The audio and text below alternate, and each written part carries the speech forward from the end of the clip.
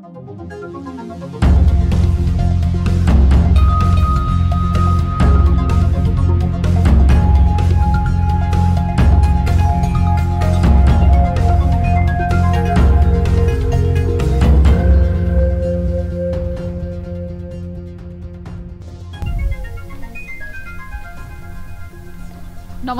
यो news 24 television prime time न्यूजमा स्वागत छ। देश चल्न त चलिरहेकै छ, राजनीतिक दलहरू पनि आफ्नो गतिविधि गरिरहेकै छन्, तर नेपालीको भान्सा भने दिनदिनै महँगिँदै गएको छ। दुर्गम हिमाली जिल्लामा चामल अभावको व्यथा त छँदैछ, नुनको जोहो गर्ने समस्या पनि जीवका त्यौं छ। सवाल दुर्गमको मात्र होइन, सुगमकै हालत पनि बेहाल छ। यति बेला भान्सामा दैनिक चाहिने हरियो तरकारीको भाव अचाक्ली बढेको छ। फलफुलको मूल्य पनि सर्वसाधारणको ढाड सेकाउने गरी अचाक्ली बढेको छ। अहिलेको सिजनकै तरकारीको भाव समेत गत वर्षको भन्दा दोब्बर भन्दा बढिरहेको छ। महँगीको मार सर्वसाधारणलाई निकै परेको छ, तर तीन तहको सरकार र राजनीतिक दलहरू जनताका यी मुद्दामा मूक दर्शक बनेका छन्। कम्तीमा कृषकदेखि ग्राहकसम्म पुग्दा बीचमा हाबी हुने बिचौलियाहरूको बिगबिगी मात्र रोक्न सके पनि केही हदसम्म भए पनि तरकारीको मूल्य घट्ने थियो। तर दुर्भाग्य, यस्ता मुद्दामा सोच्ने फुर्सद नै छैन सरकार र दलहरूलाई। लुम्बिनी पशुपतिनाथसँगै नेपालको विशिष्ट महत्त्व बोकेको स्थल हो जनकपुर। यति बेला जनकपुरमा धुमधामका साथ विवाह पञ्चमी महोत्सव भइरहेको छ। त्रेता युगमा भगवान श्रीरामले धनुष तोडेर राजा जनककी छोरी सीतासँग विवाह गरेको विश्वासका साथ विवाह पञ्चमी मनाइने गरिएको छ। विवाह पञ्चमीमा भाग लिन मात्रै भारतबाट वर्षेनी लाखौं तीर्थालु भक्तजन जनकपुर आउने गरेका छन्। यो पर्व नेपाल र भारतलाई धार्मिक रूपमा जोड्ने मात्रै होइन, यसले नेपालको धार्मिक पर्यटनमा पनि टेवा दिने गरेको छ। यति महत्त्वको स्थलको हामीले समुचित उपयोग गर्न भने सकेका छैनौँ। नेपाल र भारतलाई जोड्ने रामायण सर्किटको अवधारणा आइसकेको अवस्थामा जनकपुरको पूर्वाधार विकासमा ठोस काम हुन सकेको छैन। जनकपुरलाई स्वच्छ, सफा र हराभरा बनाएर धार्मिक पर्यटक भित्र्याउने लक्ष्य नारा भन्दा माथि जान सकेको छैन। अब कुरा कम काम बढी गर्ने हो कि? अब प्राइम टाइम न्यूजका हेडलाइन्स। नेपालमै ओमिक्रोन भेटिँदा समेत सीमानाकामा छैन कडाई, पूर्व तयारी तीव्र पारिएको भनिए पनि भारतसँग जोडिएको अधिकांश सीमा अव्यवस्थित। सरकारको खोप वितरण अभियान पनि निष्प्रभावी। त्यसको लागि सरकारले ध्यान दिनुपर्ने कुरो हो। नेपाली कांग्रेसको 14औं महाधिवेशनको भौतिक तयारी तीव्र, साझा उम्मेदवार बनाउन संस्थापन इतर समूहलाई सकस।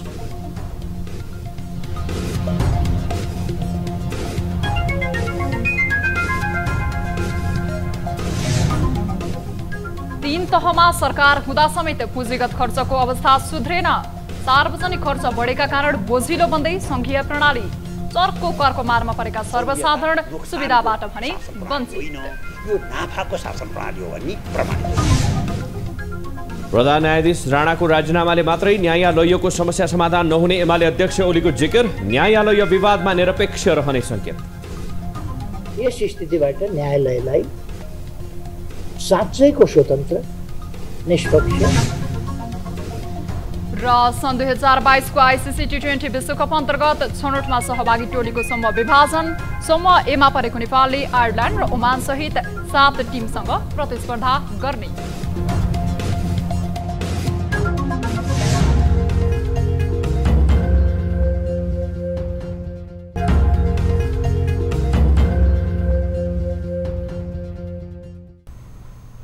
हामी निरन्तर न्यूजमा छौं। कोरोनाको नयाँ भेरिएन्ट फैलिरहँदा जोखिम न्यूनीकरणको प्रमुख उपाय हो खोप। खोपकै कारण यसको मृत्युदर कम हुन सक्ने विश्लेषण भइरहँदा नेपालमा पनि लाखौं डोज खोप स्टोरमै थन्किएको छ। देशभरका भण्डारणमा 48,82,765 डोज खोप बाँकी रहेको व्यवस्थापन तथा आपूर्ति महाशाखा टेकुले जनाएको छ। लामो समय माइनस तापक्रममा स्टोर गर्नुपर्ने खोप राख्न पनि समस्या भइरहेको छ। एक रिपोर्ट। खोप वितरणमा सरकार निष्प्रभावी देखिएको छ। सरकारी ढिला सुस्तीकै कारण स्टोरले खोपको भार धान्न कठिन भइरहेको छ भने आम नागरिक चाहिँ जोखिममा परेका छन्। देशभरका भण्डारणमा भेरोसिल मात्रै 26,65,000 डोज खोप बाँकी छ। त्यसैगरी एक्स्ट्राजेन्काको 1,38,000, कोभिसिल्डको 18,39,000, फाइजरको 50,000, मोडेर्नाको 1,88,000 डोज खोप स्टोरमा छ। कोभिसिल्ड अहिले हामीसँग 18,39,740 डोज अहिले हाम्रो स्टोरहरूमा मौजूद छ भने मोडर्ना पनि हामीसँग 1,88,400 डोज खोप हामीसँग उपलब्ध छ। टोटल 48,82,765 यति चाहिँ हामीसँग अहिले स्टोरमा हाम्रो मौजूद छ भने अहिले अब केही खोपहरू आउने क्रममा पाइपलाइनमा छन्। अवस्था यस्तो छ कि खोप खपत भन्दा थपिने क्रम बढ्दो छ। बुधबार नै कोभिसिल्डको 6 लाख डोज खोप आउँदैछ। एक साताभित्रै मोडेर्ना खोप 34,62,000 डोज नेपाल आइपुग्नेछ। त्यस्तै भेरोसिलको 23,86,000 डोज आउने क्रममा छ। फाइजरको 60 लाख ल्याउने भनिए पनि भण्डारणको समस्याले पहिलो चरणमा 6 लाख डोज मात्रै आउने पाइपलाइनमा छ। कोल्ड चेनको हिसाबले हामी एकैपटक 60 लाख डोज हामी ल्याउन सक्दैनौँ अनि 6 लाख डोज, त्यो मध्ये 6 लाख डोज ल्याउने चाहिँ अब कुरा भइरहेको छ। अहिले हाम्रो प्रक्रिया चाहिँ सुरु भएको छ। यसरी चाहिँ अब विभिन्न खोपहरू अब विभिन्न उसमा आउने हाम्रो पाइपलाइनमा छन् र त्यो खोपहरू अहिले हामीसँग मौजूद खोप रहेकोले अहिले हामीलाई खोपको कुनै समस्या छैन। हामीसँग खोपहरू जति हाम्रो खपत छ त्योभन्दा बढी अनुपातमै हामी कहाँ अब प्राप्त हुने पाइपलाइनमा खोपहरू छन्। अहिलेकै अनुपातमा खोप वितरण गरे उपलब्ध भइसकेको खोप सक्नै 8 महिना लाग्छ। दैनिक 2 लाख डोज खोप वितरण गर्ने क्षमता भएको दाबी गर्ने स्वास्थ्य मन्त्रालयले सो अनुसार काम गर्न सकेको छैन। नेपालमा हालसम्म 86,50,000ले पूर्ण मात्रा खोप पाएका छन्। खोप वितरण गरे उपलब्ध भइसकेको खोप सक्नै 8 महिना लाग्छ। दैनिक 2 लाख डोज खोप वितरण गर्ने क्षमता भएको दाबी गर्ने स्वास्थ्य मन्त्रालयले सो अनुसार काम गर्न सकेको छैन। नेपालमा हालसम्म 86,50,000ले पूर्ण मात्रा खोप पाएका छन्। खोप वितरण गरे उपलब्ध भइसकेको खोप सक्नै 8 महिना लाग्छ। दैनिक 2 लाख डोज खोप वितरण गर्ने क्षमता भएको दाबी गर्ने स्वास्थ्य मन्त्रालयले सो अनुसार काम गर्न सकेको छैन। नेपालमा हालसम्म 86,50,000ले पूर्ण मात्रा खोप पाएका छन्। पहिलो डोज खोप लगाउनेको संख्या 1,50,04,000 पुगेको छ। न्युज 24 टेलिभिजनका लागि क्यामेरामा अशोक मानन्दरका साथ TV journalist Riya Bhandari, Kathmandu. Corona भाइरसको नयाँ भेरिएन्ट ओमिक्रोनको जोखिम बढेसँगै विश्व स्वास्थ्य संगठनले सतर्कता अपनाउन आग्रह गरिसकेको छ। यस्तै सरकारले पनि अन्तर्राष्ट्रिय विमानस्थल र सीमानाकामा कडा सुरक्षा चेक जाँचका लागि निर्देशन दिइसकेको छ। सरकारको यो आदेश सीमा नाकासम्म कसरी पुगेको छ, त्यहाँको अवस्था कस्तो छ भन्ने विषयमा हामीले अध्ययन गरेका छौं। प्रस्तुत छ विभिन्न जिल्लाबाट तयार पारिएको यो विशेष रिपोर्ट। छिमेकी मुलुक भारत लगायतका देशमा कोरोना भाइरसको नयाँ भेरिएन्ट ओमिक्रोन देखिएसँगै सरकारले सतर्कता अपनाउने गरी निर्देशन जारी गरिसकेको छ। विशेष गरी अन्तर्राष्ट्रिय विमानस्थल र सीमानाकामा कडाई गर्ने गरी सो निर्देशन आएको हो। सरकारले निर्देशन दिएको 5 दिन बित्न नपाउँदै नेपाल भित्रै 2 जनामै ओमिक्रोन संक्रमण पुष्टि भइसकेको छ। बर्दिया जिल्लाको सदरमुकाम गुलेरियाबाट भारत जाने मुख्य नाका सुरजपुरमा पुग्दा नेपालबाट भारत जाने र भारतबाट नेपाल आउने यात्रुहरू बिना रोकावट आउजाउ गरिरहेका छन्। भारतबाट नेपाल आउँदै गरेका यात्रुहरूको कुनै पनि स्वास्थ्य परीक्षण गरिएको देखिँदैन। यसले नेपालमा थप जटिलता उत्पन्न हुने देखिएको छ। समाचार संकलनका लागि बर्दिया जिल्लाका विभिन्न नाकाहरू पुग्दा सबैको अवस्था त्यस्तै देखियो। लिएर आछौँ, कहीँ पनि चेक जाँच सुरक्षा छैन। हजुर, त्यसको लागि सरकारले ध्यान दिनुपर्ने कुरो हो। बर्दिया जिल्ला 83 किलोमिटर खुल्ला सिमाना भएको जिल्ला अन्तर्गत पर्ने जिल्ला हो। जिल्लाका 4वटा नगरपालिका भारतसँग सिमानाका जोडिएका छन्। बर्दिया जिल्लामा जिल्ला दैवी प्रकोप उद्धार समिति पनि छ। समितिले के काम गरिरहेको छ भन्ने हाम्रो जिज्ञासामा बर्दियाका प्रशासकीय अधिकृत नारायण ढकाल यस्तो बताउनुहुन्छ। भारत तथा तेस्रो मुलुकबाट सीमानाका हुँदै आउने तथा विभिन्न माध्यमबाट आउने व्यक्तिहरूलाई चाहिँ स्थानीय तह र सुरक्षा संयन्त्रसँग समन्वय गरी उच्च निगरानी राख्ने, उहाँहरूलाई सेल्फ क्वारेन्टाइन राख्नको लागि अनुरोध गरेर पत्रचार समेत गरिसकेका छौँ। वर्षमा भने सीमा क्षेत्रमा कोरोनाको नयाँ भेरिएन्ट भित्रन नदिन विशेष सुरक्षा सतर्कता अपनाइएको छ। नेपाल भारत खुल्ला सिमाना एवं मुख्य प्रवेशद्वार वीरगञ्ज नै भएको कारण पनि पर्सा जिल्लामा बढी जोखिम देखिएकाले गत हप्ता बसेको सीसीएमसी बैठकले सीमा क्षेत्रमा विशेष सतर्कता अपनाउने निर्णय गरेको थियो। सो लगत्तै वीरगञ्ज भन्सार क्षेत्रमा स्थापित हेल्प डेस्कमा नेपाल प्रवेश गर्ने यात्रुहरूको स्वास्थ्य परीक्षण गर्ने कार्यलाई तीव्रता दिएको छ। ओमिक्रोन भाइरस छिमेकी मुलुक भारतको विभिन्न प्रान्तमा देखा परिसकेको कारण दैनिक आवतजावत गर्ने बाहेक ती शंकास्पद स्थानबाट आउने यात्रुहरूलाई पीसीआर परीक्षण गर्ने कार्य भइरहेको छ।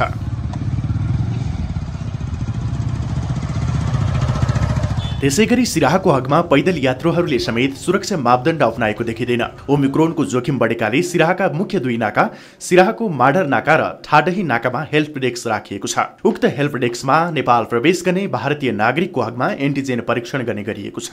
सीमा नाकाहरूमा जुन हाम्रा चौकीहरू छन् त्यसलाई अत्यन्त सतर्क अवस्थामा रहन निर्देशन दिइसकेका छौँ र त्यहाँ संदिग्ध व्यक्तिहरू आएको खण्डमा त्यस्तालाई चाहिँ एन्टिजेन परीक्षण गराउने व्यवस्थाहरू पनि हामीले सुचारू गरेका छौँ र आवश्यकता अनुसार के सतर्कता हामीले अपनाउनु पर्ने हो त्यो सतर्कताको लागि हामी सबै सुरक्षा निकायहरू सतर्क अवस्थामा रहेको अवस्था छ।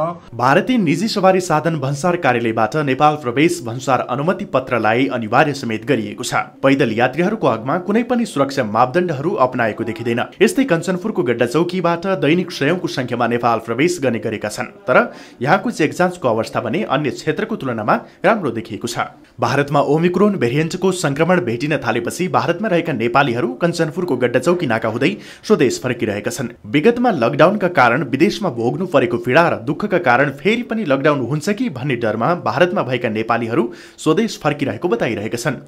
नेपाल फर्किने नेपालीहरूको स्वास्थ्य परीक्षणको लागि सीमा नाकामै हेल्थ डेस्क स्थापना गरिएको छ। अहिले भारतबाट गड्डा चौकी सीमा नाका हुँदै दैनिक 700 नेपालीहरू स्वदेश फर्किरहेका छन्। नेपाल फर्कनेको संख्यामा वृद्धि भए पनि नाकामा स्वास्थ्य चेक जाँच गरेर मात्रै नेपाल प्रवेश गराइराखेको गड्डा चौकी हेल्थ डेस्ककी प्रमुख प्रीति बोहरा बताउनुहुन्छ। इन्डियाबाट आउने मान्छेहरूको जुन रेसियो छ त्यो 81 नै बढेको छ। बीचमा चाहिँ अब 300-400 कहिले 250 यस्तो एभरेज पनि आउँथ्यो भने चाहिँ अहिले चाहिँ हाम्रो 500-600-700 यस्तो एभरेज चाहिँ एकदमै बढेको छ हाम्रो अहिले हैन। एकदमै यहाँ अब बढेको छ। उनीहरूलाई चाहिँ हामीले यहाँ एन्टिजेन गरेर मात्र नै नेपाल प्रवेश गराउने गरेको छौँ हामीले। विगतमा सीमा क्षेत्रलाई व्यवस्थित गर्न नसक्दा नेपालमा कोरोना संक्रमण व्यापक बनेको अनुभव हाम्रो सामु छ। यस्तोमा हाल देखिएको नयाँ भेरिएन्ट बारे बेलैमा सतर्कता अपनाउन सके यसलाई रोक्न सकिने देखिन्छ। विश्वका अधिकांश मुलुकले जस्तै नेपालले पनि सीमा क्षेत्रमा कडाई गर्न सके यो संक्रमण व्यापक हुनबाट जोगाउन सकिने देखिन्छ। न्यूज 24 टेलिभिजनका लागि कञ्चनपुरबाट टिभी जर्नलिस्ट सुरेश भट्ट, सिराहाबाट दिलीप सहनी, बर्दियाबाट ज्योति पन्थी र पर्साबाट हरिशंकर शर्माको रिपोर्ट। प्रदेशको राजधानी विराटनगरमा कोरोना संक्रमितहरूको उपचारका लागि बनाइएको कोरोना उपचार केन्द्रको नयाँ भवनको निर्माण कार्य अझै सम्पन्न हुन सकेको छैन। स्विस विकास नियोगको सहयोगमा विराटनगर स्थित कोरोना 19 उपचार केन्द्र परिसरमा नयाँ भवन निर्माणको काम गत असार दोस्रो सातादेखि सुरु भएको थियो। उपचार केन्द्रमा रहेको दक्षिणतर्फको भवनलाई मर्मत सम्भार गरी आइसियुको 24 शैय्या र एसडियुको 52 शैय्या गरी 76 शैय्या थप्ने कार्य पनि भइरहेको छ। प्रदेशको भौतिक पूर्वाधार विकास मन्त्रालयले 3,38,66,000 रुपैयाँमा ठेक्का लगाएको हो। भवन निर्माणको समयसीमा कार्तिक मसान्तसम्म भए पनि विभिन्न कारण देखाउँदै निर्माण कम्पनीले ढिलासुस्ती गरिरहेको छ।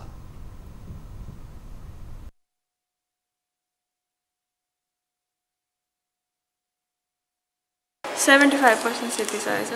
बढी 75% भन्दा बढी नै छ सिद्धिसकेको। अब भनेको यही यो डक्टरिङ सकाएर अनि यहाँ फल सिलिङ लगाएपछि लगभग हाम्रो तयार हुन्छ।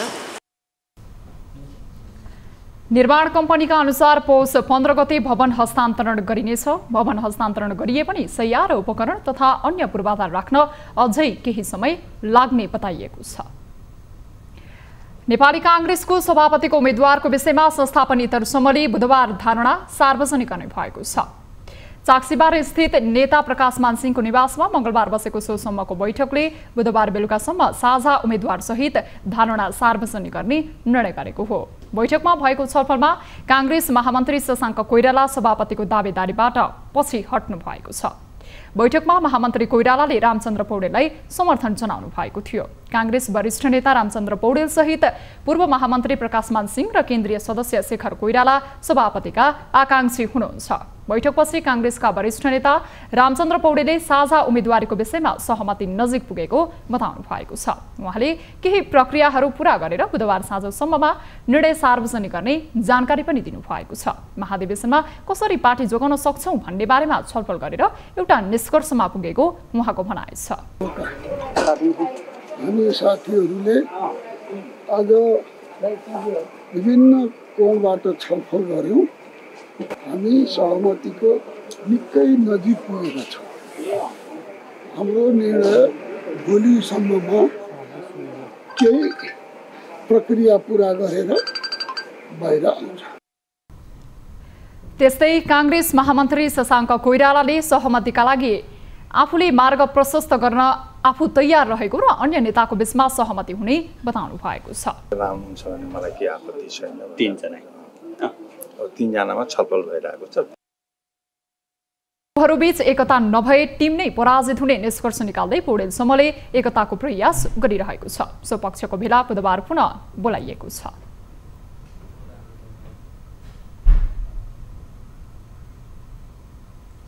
हामी निरन्तर न्यूजमा छौं। आगामी मंसिर 24 देखि 27 सम्म काठमाडौँमा हुने नेपाली कांग्रेसको महाधिवेशनको तयारी तीव्र पारिएको छ। केन्द्रीय निर्वाचन समितिले महाधिवेशनका प्रतिनिधिहरूको नामावली प्रकाशन गर्ने तयारीमा छ भने महाधिवेशन मूल तयारी समितिहरूले तयारी तीव्र पारेका छन्। एक रिपोर्ट। शुक्रबारदेखि सुरु हुने नेपाली कांग्रेसको 14औं महाधिवेशनको तयारी तीव्र पारिएको छ। केन्द्रीय निर्वाचन समितिले मंगलबारसम्ममा 160 निर्वाचन क्षेत्रका महाधिवेशन प्रतिनिधिहरूको लिस्ट तयार गरिसकेको छ। प्राप्त भएका महाधिवेशन प्रतिनिधिहरूको अन्तिम नामावली पार्टीको वेबसाइटमा राख्ने तयारी भइरहेको छ। विदेश स्थित जनसम्पर्क समिति र भादी संगठनबाट आउने प्रतिनिधिहरूको पर्खाइमा छ। निर्वाचन समितिले निर्वाचन कार्यतालिका पनि प्रकाशन गरिसकेको छ। अहिले निर्वाचनको लागि मतपत्रको तयारीदेखि आचार संहिता बनाउने काम गरिरहेको छ। मतदाता नामावलीको दृष्टिकोणले कम्प्लिट अवस्थामा पुगिसक्यो र त्यसलाई चाहिँ केन्द्रीय महाधिवेशनको लागि जुन अहिले निर्वाचन भइराखेको छ त्यो निर्वाचनको लागि लगभग तयारी अवस्था हो। राजधानीको भिरकुटी मण्डमा हुने कार्यक्रमको लागि मञ्च बनाउँदैदेखि सिंगार पठारका कार्यक्रम तीव्र रूपमा अगाडि बढाइएको छ। महाधिवेशन तयारी मूल समिति अन्तर्गतका अर्थ संकलन समिति, भोजन तथा आवास व्यवस्थापन समिति तथा स्वास्थ्य समितिका कामहरूलाई तयारी तीव्र बनाइएको छ। कोरोना महामारी जोखिम कायम रहेको अवस्थामा आयोजना हुन लागेको महाधिवेशनलाई सुरक्षित बनाउन स्वास्थ्य समितिलाई चुस्त राखिएको दावी गरिएको छ। सभास्थलको निर्मलीकरणदेखि आवश्यक स्वास्थ्य सामग्रीहरू तयारी अवस्थामा राखिएको दावी गरिएको छ। सबै सहभागीहरूलाई चाहिँ यो मास्क र सेनिटाइजरको व्यवस्था हामीले गरेका छौँ र फेस सिलहरू व्यवस्था गरेका छौँ। अनि सभास्थलभित्र चाहिँ सेनिटाइजर मेसिनहरू पनि अत्याधुनिक मेसिनहरू पनि केही किनेर चाहिँ ल्याउने व्यवस्था हामीले गरेका छौँ। महाधिवेशनमा 4700 भन्दा बढी प्रतिनिधिहरू सहभागी हुने निर्वाचन समितिले जनाएको छ। मंसिर 24 गते दिउँसो 1 बजे भिरकुटी मण्डपमा महाधिवेशनको उद्घाटन हुने र हलमा बन्द सत्र हुनेछ। कांग्रेसले भिरकुटी मण्डप, राष्ट्रिय सभागृह र महेन्द्र पुलिस क्लब गरी 3 ठाउँमा निर्वाचन प्रक्रियाको काम गर्ने बताएको छ। कांग्रेसको केन्द्रीय निर्वाचन समितिका अनुसार केन्द्रीय कार्य समितिको निर्वाचनका लागि मंसिर 24 गते बिहान 10 बजे मतदाता नामावली प्रकाशन गर्ने, 25 गते उम्मेद्वार मनोनयन पत्र दर्ता गर्ने, मंसिर 26 गते मनोनयन पत्रमाथि दाबी विरोध दर्ता गर्ने, जाँचबुझ गर्ने, उपनिर्णय गर्ने, सोही दिन पहिलो नाम प्रकाशन गर्ने, मनोनयन फिर्ता लिने, साँझमा उम्मेद्वारको अन्तिम नामावली प्रकाशन गर्ने र मंसिर 27 गते बिहान 8 बजेदेखि मतदान सुरु गर्ने समितिले जनाएको छ। न्यूज 24 टेलिभिजनका लागि क्यामेरामा सुनिल गुरुङको साथमा टिभी जर्नलिस्ट पुष्पा शर्माको रिपोर्ट। नेपाली कांग्रेसका नेता गुरु घिमिरेले आफूमाथि प्रधानमन्त्री एवं कांग्रेस सभापति शेरबहादुर देउवाबाट राजनीतिक हिंसा भएको आरोप लगाउनु भएको छ। प्रदेश 1 सभापतिमा पराजित भएर काठमाडौँमा संस्थापन इतरको बैठकमा आउनुभएका घिमिरे आफूलाई हराउन देउवाले शक्ति प्रयोग गरेको आरोप लगाउनु भयो। कांग्रेस प्रदेश 1 सभापतिको निर्वाचनमा देउवा पक्षीय उद्धव थापासँग 2 मतले पराजित हुनुभएका घिमिरे पुनः मतगणना गर्न पहल गर्दा केन्द्रीय निर्वाचन समिति आलटाल गरेको आरोप पनि लगाएका छन्।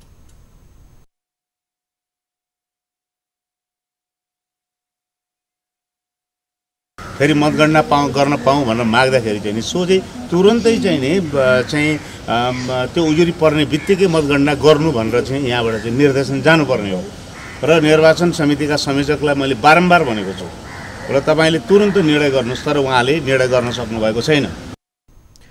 प्रदेश 1 को सभापति निर्वाचनमा घिमिरेकै पक्षमा रहनुभएका शेखर कोइराला, सुजाता कोइराला लगायतले भोट नहाल्नु भएको हो। नेपाली कांग्रेसका युवा नेता गगन थापाले अब पनि कांग्रेस नसुध्रिए पार्टी नै सकिने बताउनु भएको छ। मंगलबार काठमाडौँमा कसले सुधार्छ कांग्रेस नामक पुस्तक विमोचन गर्दै थापाले कांग्रेसलाई बलियो बनाउन कांग्रेसलाई सुधार्नुपर्ने बताउनु भएको हो। उहाँले कांग्रेसको अस्तित्व नभए नागरिकको अधिकार पनि कायम नरहने तर्क गर्नुभयो। थापाले 9 लाख प्रतिनिधिले कांग्रेस बाहेकका व्यक्तिलाई पनि पार्टीमा समावेश गराउन सक्नुपर्ने धारणा राख्नुभयो। पार्टी भनेको यो 9 लाख मान्छे मात्र होइन है, त्योभन्दा धेरै पर छ।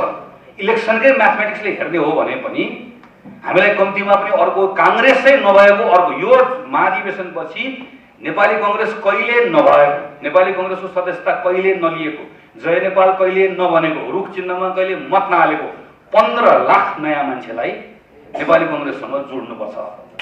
नेपाली कांग्रेसको बलिबद्ध नेपाली कांग्रेस पार्टी जोड्नुपर्छ। त्यो 15 लाख मान्छे हामीसँग जोडिने किन हो?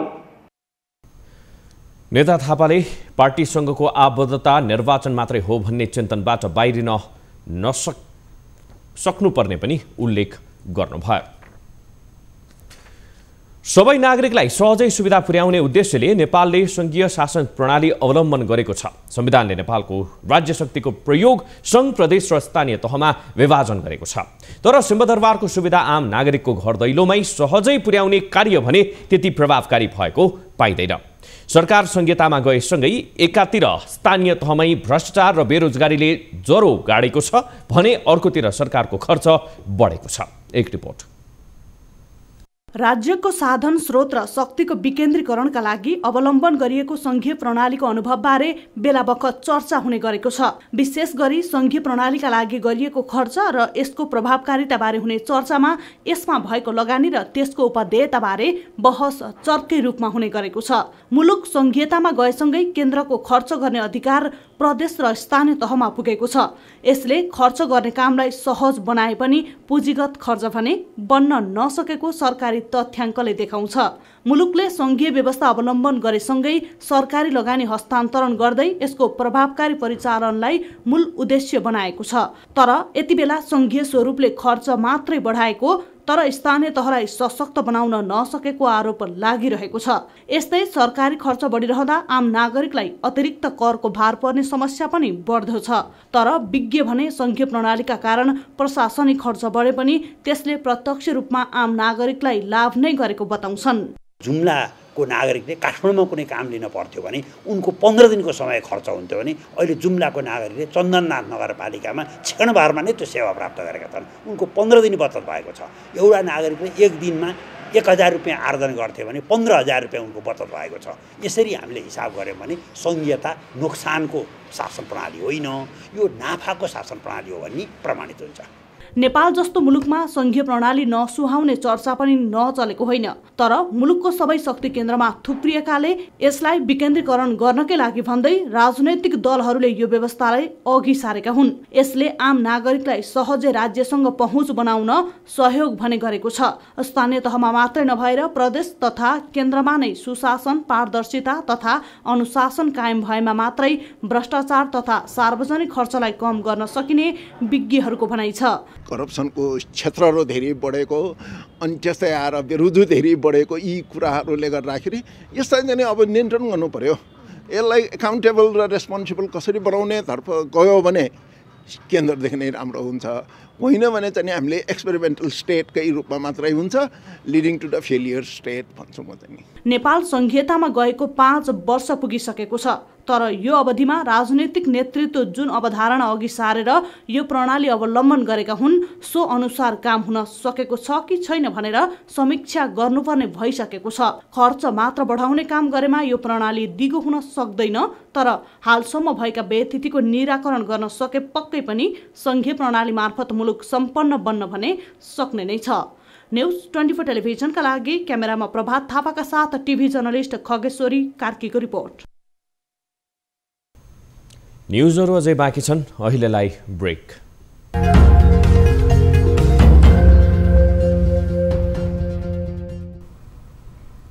हामी निरन्तर न्यूजमा छौं। नेकपा एमालेका अध्यक्ष केपी शर्मा ओलीले प्रधान न्यायाधीश चोलेन्द्र शमशेर राणालाई महाभियोग लगाएर न्यायालयमा देखेको समस्या समाधान नहुने बताउनु भएको छ। मंगलबार आफ्नै निवास बालकोटमा नेपाल बार एसोसिएसनको ज्ञापन पत्र बुझ्दै एमाले अध्यक्ष ओलीले प्रधान न्यायाधीशलाई महाभियोग लगाउँदैमा वा राजीनामाले मात्रै न्याय क्षेत्रमा देखिएको समस्या समाधान नहुने बताउनु भएको हो। ओलीले सत्तारूढ गठबन्धनका कारण महाभियोग लगाउन सक्ने अवस्था नरहेको पनि बताउनु भएको छ। न्यायालयलाई तत्काल सच्याएर लान सक्ने सम्भावना आफूले नदेखेको पनि उहाँको भनाइ छ। त्यस्तै ओलीले प्रधानमन्त्री शेरबहादुर देउवाले महाअभियोग ल्याउन नमानेको र प्रधान न्यायाधीशले संवैधानिक प्रक्रियाबाट मात्रै जान्छौ भनिरहेको अवस्थामा न्यायालयमा निकास निस्किन कठिन भएको जिकिर गर्नु भएको छ। उहाँले न्यायालय सुधारको पक्षमा आफू पनि रहेको भन्दै न्यायालयको समस्या दीर्घकालीन हिसाबले समाधान गर्नुपर्ने धारणा राख्नु भएको छ। यस स्थितिबाट न्यायालयलाई साँच्चैको स्वतन्त्र, निष्पक्ष र स्वच्छ बनाउनुपर्छ। यसअघि ज्ञापन पत्र बुझाउँदै नेपाल बार एसोसिएसनका अध्यक्ष चण्डेश्वर श्रेष्ठले न्यायालयमा देखिएको समस्या समाधानका लागि प्रधान न्यायाधीशको राजीनामाको विकल्प नभएको बताउनु भएको छ। कार्य अवस्थामा छ, त्यो केको लागि, उहाँको व्यक्तिको लागि भन्दा सिङ्गो न्यायपालिकाको व्यवस्थापिकाको जुन तीनटा राज्यको तीनटा अङ्ग मध्ये एउटा प्रमुख अङ्गको रूपमा चाहिँ रहेको न्यायपालिकाको जो गरिमा कायम राख्नको लागि जनताले न्याय किनबेच गर्न नपर्ने एउटा स्वच्छ न्याय पाउनको लागि उहाँको बहिर्गमन अपरिहार्य भएर हामीले अनुरोध गर्दै आएका छौँ। यसअघि बारले सभामुख लगायत अन्य राजनीतिक दलका नेताहरूलाई भेटेर प्रधान न्यायाधीश जबरालाई महाभियोग लगाउनु पर्ने सुझाव सहितको ज्ञापन पत्र बुझाइसकेको छ। नेपालमा मंगलबार 315 जनामा कोरोना भाइरसको संक्रमण पुष्टि भएको छ। देशभर गरिएको 9386 पीसीआर परीक्षणको क्रममा 272 जना र 2424 एन्टिजेन परीक्षणको क्रममा 43 जनामा कोरोना संक्रमण पुष्टि भएको स्वास्थ्य मन्त्रालयले जनाएको छ। यो सँगै नेपालमा कोरोना संक्रमितको कुल संख्या 9,18,764 पुगेको छ। त्यस्तै कोरोनाका कारण थप 2 जनाको मृत्यु भएको छ।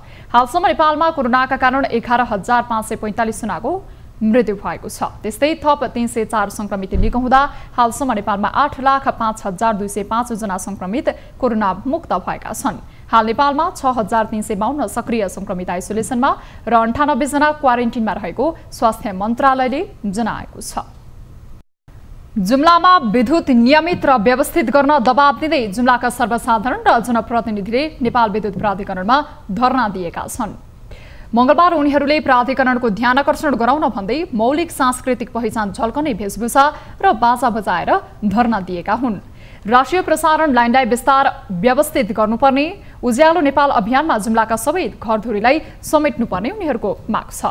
जुम्लाका प्रतिनिधि सभा सदस्य गजेन्द्र बहादुर महतले जुम्लामा विद्युत नियमित नभएको, मिटर तार लगायतका सामग्री प्राधिकरणले उपलब्ध नगराएको भन्दै प्राधिकरणको ध्यानकर्षण गराएको बताउनु भएको छ। कम जनसङ्ख्या भएको स्थानलाई प्राधिकरणले प्राथमिकतामा नराखेको गुनासो उहाँले गर्नु भएको छ। मिटर छैन, तार छैन, पोल छैन, गाउँ गाउँमा लाइन विस्तार भएकै छैन, एकदमै ढिलासुस्ती भइरहेछ के। धरनाका क्रममा प्राधिकरणका कार्यकारी निर्देशक कुलमान घिसिङले छलफलमा बस्न आग्रह गरे पनि आफूहरूलाई उपेक्षा गरेको भन्दै धरनामा सहभागीहरू बाहिरैबाट फर्किएका थिए। सो क्रममा घिसिङले जुम्लामा देखिएको समस्या समाधान गर्ने प्रतिबद्धता व्यक्त गर्नुभएको थियो। अब बिजनेस न्यूज।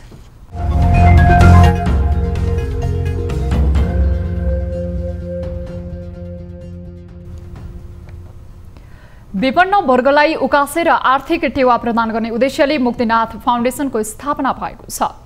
मंगलबार काठमाडौँमा कार्यक्रम गरेर सामाजिक तथा आर्थिक रूपमा पिछडिएका वर्गलाई पुनरुत्थान गर्न फाउन्डेसनको स्थापना भएको जानकारी दिइएको छ। बेरोजगार युवालाई आत्मनिर्भर बनाउने, व्यावसायिक शिक्षा, ज्येष्ठ नागरिक सहयोग लगायत कार्यहरू फाउन्डेसनले गर्नेछ। उक्त कार्यमा मुक्तिनाथ विकास ब्याङ्कले पनि सहकार्य गर्ने जनाइएको छ। मुक्तिनाथ विकास ब्याङ्क एउटा व्यावसायिक वित्तीय संस्था भएको हुनाले र ब्याङ्क भएको हुनाले योसँग आर्थिक स्रोतहरू पनि छ र नेपाल राष्ट्र ब्याङ्कको नियामक निकायको जुन चाहिँ निर्देशनहरू छ त्यो निर्देशनभित्र बसिकन सामाजिक उत्तरदायित्वको क्षेत्रमा गर्नुपर्ने काममा मुक्तिनाथ विकास ब्याङ्कले मुक्तिनाथ फाउन्डेसनसँग हातमालो गरेर अगाडि बढ्छ। सार्वजनिक सहकारी र निजी क्षेत्रको सहकार्यको नीतिमा रहेर फाउन्डेसनले राजनीतिक, सामाजिक, आर्थिक र कृषि क्षेत्रमा काम गर्ने जनाएको छ। हामी निरन्तर न्युजमा छौं। अब sports news.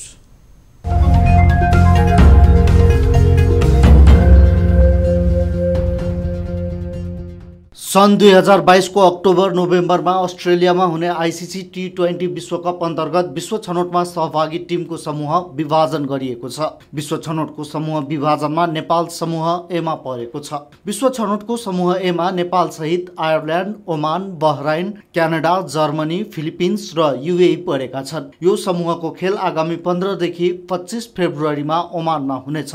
मस्कटको Oman cricket academy मैदानमा हुने छनौटबाट शीर्ष 2 टिम विश्वकप छनौट हुनेछन्। ओमान र आयरल्यान्ड नेपालको लागि कठिन प्रतिस्पर्धी हुन्। यता समूह बी रहेका टिमबाट पनि शीर्ष 2 टिम विश्वकपमा छनौट हुनेछन्। 16 टिम बीच प्रतिस्पर्धा हुने T20 विश्वकपमा 12 टिम भने छनौट भइसकेका छन्। सन् 2021 को T20 विश्वकपको सुपर 12 मा पुगेको टिमहरूले सन् 2022 को T20 विश्वकपमा स्थान सुरक्षित गरेका थिए। अस्ट्रेलिया आयोजकको हैसियतमा यसअघि नै विश्वकपमा छनौट भइसकेको थियो। 16 टिम विश्व छनौटमा पुगेकोमा 4 टिम विश्वकपमा पुग्ने प्रावधान छ।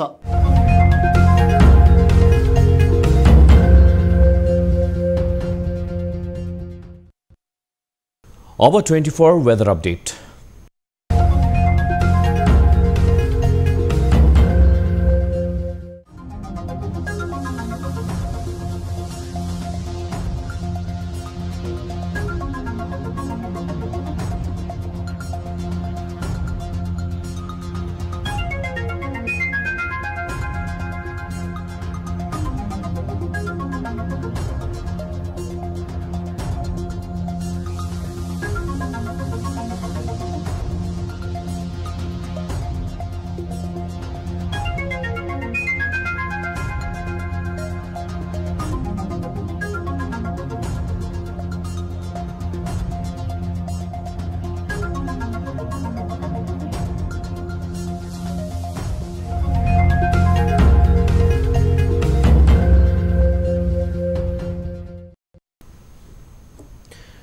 प्राइम टाइम न्यूज सकिनु अघि अहिलेसम्मका हेडलाइन्स पुनः एकपटक।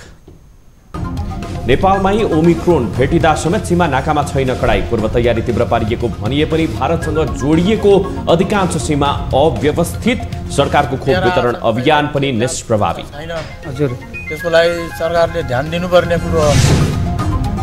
नेपाली कांग्रेसको 14औं महाधिवेशनको भौतिक तयारी तीव्र। साझा उम्मेद्वार बनाउन संस्थापन समूहलाई सकस।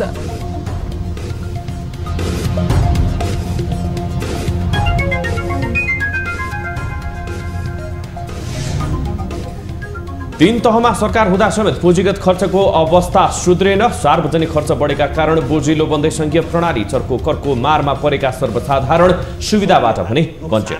शासन प्रणाली होइन, यो नाफाको शासन प्रणाली हो भन्ने प्रमाणित। प्रधान न्यायाधीश राणाको राजीनामाले मात्रै न्यायालयको समस्या समाधान नहुने एमाले अध्यक्ष ओलीको जिकिर। न्यायालय विवादमा निरपेक्ष रहने संकेत। यस स्थितिबाट न्यायालयलाई साँच्चैको स्वतन्त्र, निष्पक्ष र सन् 2022 को आइसिसी T20 विश्वकप अन्तर्गत छनौटमा सहभागी टोलीको समूह विभाजन। समूह एमा परेको नेपालले आयरल्यान्ड र ओमान सहित 7 टिमसँग प्रतिस्पर्धा गर्ने।